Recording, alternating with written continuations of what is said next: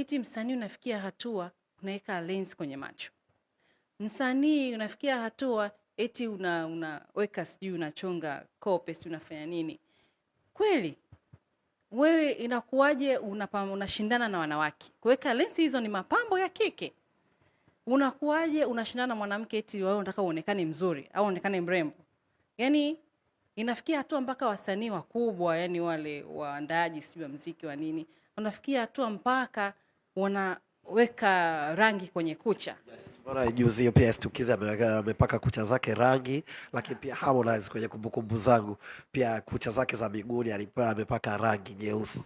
Yeah, yani sasa hivi naona kama sisi wanawake tumepata ushindani. Na maana tunapoelekea sasa hivi ni kwamba tutakuwa katika vitu vile, hata katika manunuzi zetu ya nguo za ndani tutakuwa tunakutana na wanaume. Maana yake sasa nafikia hatua mimi naenda saluni kutengeneza kucha, tunajikuta wanaume tumepangana nao wengi sana na wenyewe wanatengeneza kucha. Kwa nini? What for? Huyu ni mwanaume. Mfano leo ukichukua mwanaume mfano ametoka Mwanza, ukimwangalia yeye ndo mdasa mwanaume, huyu kweli ni mwanaume, yani hana kasoro. Lakini wanaume wengi wa Dar utakuta wamepaka rangi, tunakutana nao wenyewe wanafanywa sijui pedicure, wenyewe wanaweka lensi za macho, tena mpaka wasanii wakubwa.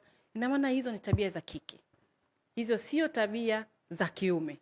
Maana yake sasa hivi nachoona wasanii wengi wameharibika, naweza kusema kwamba wana tabia za kike. Kwa hiyo mimi sioni kama ni sawa, natakiwa warudi katika uhalisia wao, sio kule wanakoelekea. Yeah.